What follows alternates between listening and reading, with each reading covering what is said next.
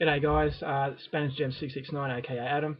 I'm going to be doing part 2 of my horror collection.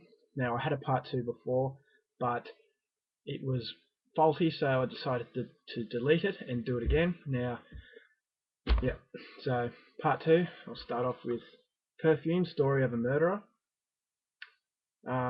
Very bizarre film. I'm going to have to watch it a second time because I don't know whether I liked it or didn't like it. It was a very bizarre film, but yeah, I'm going to give this another go. Yeah, very unique, but yeah, so I'll give it another go. Penelope Cruz, Robert Downey Jr. and Halle Berry, Gothica. This is not great, but that was worth a watch. Hardly any replay value though, so don't expect a masterpiece, but it was alright. Now we've got John Carpenter's Vampires. Now I love this film when I was a child.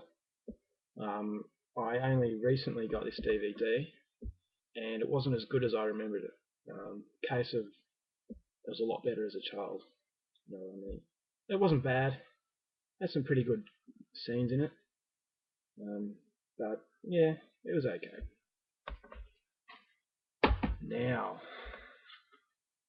Vampires Los Muertos with Bon Jovi.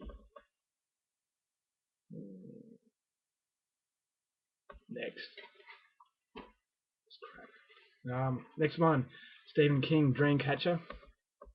I thought this one went for a bit too long. Had some pretty good scenes in it. It was all-star cast: Morgan Freeman, Thomas Jane, Jason Lee, Damian Lewis, Timothy Olyphant, Tom Sizemore, Donnie Wahlberg. Interesting story, as of all Stephen King's based. If there's a movie based on a Stephen King book, it's going to be an interesting story. But I don't know. It goes for 2 hours and 8 minutes. I thought it was a little bit too long, kind of dragged. But there's a notable scene in the when a guy's on a toilet. That's a pretty cool scene. Yeah, but it's not one of the best Stephen King movies. Stephen King double feature: The Golden Years and Cujo. Now these two were very enjoyable films. I preferred Cujo just a little bit, but both of them very good.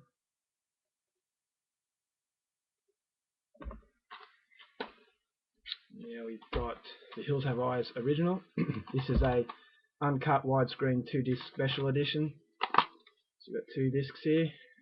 Only $3, so it's a second-hand DVD, but $3 for a 2-disc uncut edition is pretty good. I wasn't a huge fan of this one. I don't know. I've watched the remake before I actually saw the original, so maybe that was a mistake. But I thought the remake was better. But anyway, Hills Have Eyes original. And as I was talking about, the Hills Have Eyes remake, Alexander Aja. This is a great film. Really good gore. Now, I don't like a film just for the gore, but it had good suspense in it as well. Just gore was a good bonus. Really, really good. A British werewolf film, Dog Soldiers. This is a really good film. Really fun. The werewolves kind of looked a bit silly, but yeah, it's very, very good. One of the better werewolf movies out there. Now, I've done a mini review of this before. Scarce. It's a Canadian low-budget film. Pretty good gore in it, but the acting. How can I be nice about this? The acting was mediocre. That's as nice as I can be about it. It just really put me off. As I said, there's some pretty neat gore in it, so that's worth a look at least once. I don't think I'll be watching that again anytime soon. Dead Set. This is the television. It's a bit dark. Television movie, as recommended by Heavy Metal Relo. He's an awesome YouTuber. Check out his channel if you haven't done so already. One of the nicest guys on YouTube.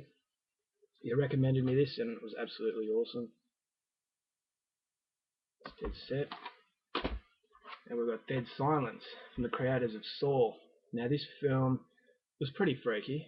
The lead actor, Ryan Quanten, he was actually from a soap opera here in Australia called Home and Away. Pretty ordinary actor, so I didn't really like the lead, but I also don't like the fact that Australians in Hollywood are forced to fake an American accent. Now, I don't know why. Is it really far-fetched to believe that an Australian might live in America? But anyway, I don't really like it because, especially with Australians, if you don't have a really good ability to put on an American accent, you can pick it from a mile away. The accent in this wasn't very good. He kind of mixed. He'd say a few things that sounded American, but then he'd say the odd word that just full on Australian. So, but anyway, good film, nice and freaky. This is an awesome film. John Carpenter's The Thing. You all know about this one. This is a classic. Absolutely love this film.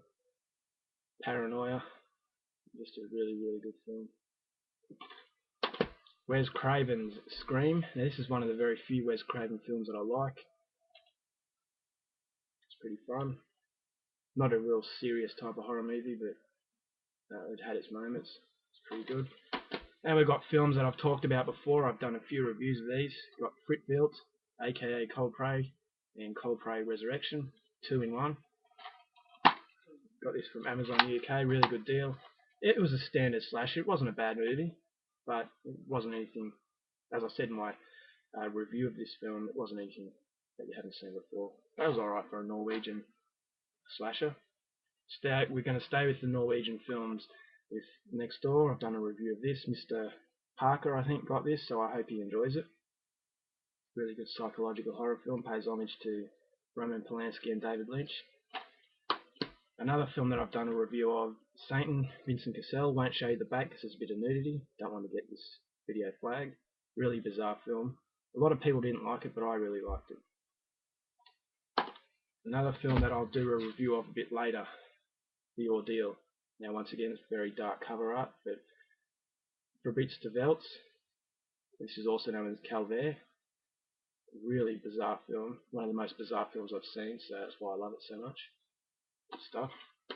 And last but not least, Mum and Dad. This is a British independent horror film. Very, very disturbing. Very good. Alright guys, that's it for part 2. I will see you guys later with part 3 soon. Bye.